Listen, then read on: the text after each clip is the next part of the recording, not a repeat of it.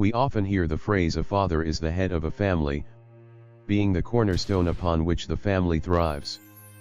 This, in numerous ways, might be true.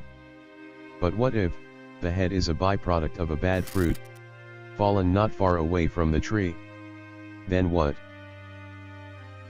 To understand how impactful the presence of a supportive father or otherwise masculine figure can be in a child's life in later years, and the contrast which is a neglectful, controlling or abusive one, we'll first begin with a story. Be sure to stick around.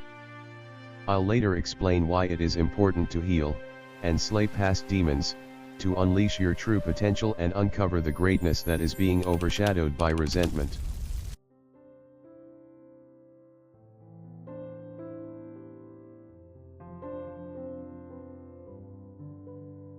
Carlton always topped his class from a very young age with exceptional grades and a polite demeanor to complement his academic achievements. He had it all when it came to brains.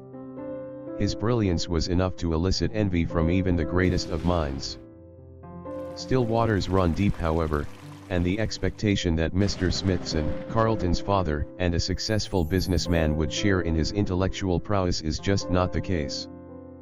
Back at home, Carlton could barely make any mistakes without being met with the piercing gaze of the man he looked up to, who expected nothing but perfection. A missed chore, a spilled glass of water, and a less than perfect grade were all met with long lectures and harsh reprimands that always ended with a cold, "Weakness is unacceptable." Carlton tried to earn his father's approval whilst taking over the impossible burden of perfection, and eventually, it took a toll on him and became ingrained in his subconscious.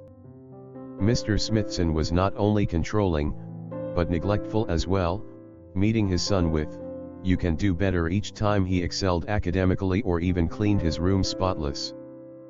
He never attended Carlton's school events or took an interest in Carlton's personal struggles.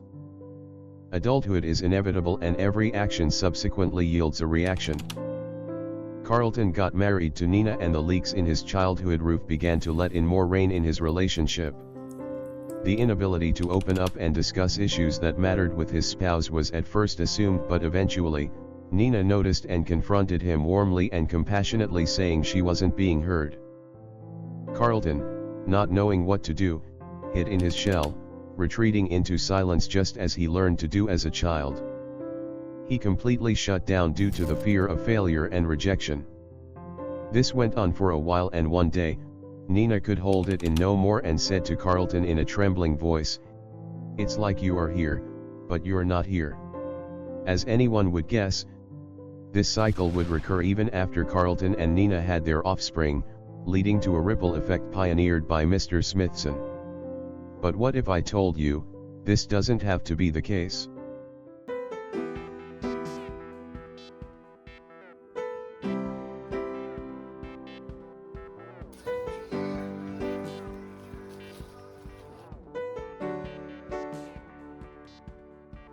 It would be right to assume that nobody knows tomorrow and that all of us have just one chance in this game called life.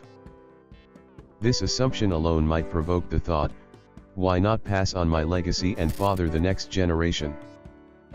Well, no one would fault anyone for thinking that way. But it all starts with the maturity to realize that just because you are biologically capable of fathering doesn't mean you are ready to be a father. Anyone can turn up for a party, but it takes discipline and commitment to stay and clean up the mess after the party is over. To be a father to that child that you truly desire, it is essential to focus on self-improvement, because believe it or not, rotten roots produce rotten fruits. Every childhood scar needs to be healed, be it through therapy sessions or talking to someone that you know understands, because that pain that you harbor within is a toxic poison that slowly consumes you from the inside. Trust me, anger and resentment are pieces of a puzzle called destruction, and when that puzzle is complete, the consequences are dire and irreversible. To all fathers out there who feel like they are not enough, I'm here to tell you that you matter and no one can replace you. Anytime you feel like giving up, remember that there is someone who looks up to you and draws the strength to keep fighting. Keep pushing, knowing that your perseverance might just be the light someone else needs to find their way. To all who underwent childhood trauma at the hands of the man you called father, it's never too late to forgive. Forgive him first for what he made you go through, then forgive yourself for holding it in all these years. It takes time, but once you make that first step to unshackle those chains that have held you captive for all these years, only then do true healing and freedom begin. For the single fathers out there, the burden is greater. Bear in mind that most of the lessons your child will learn growing up come from you.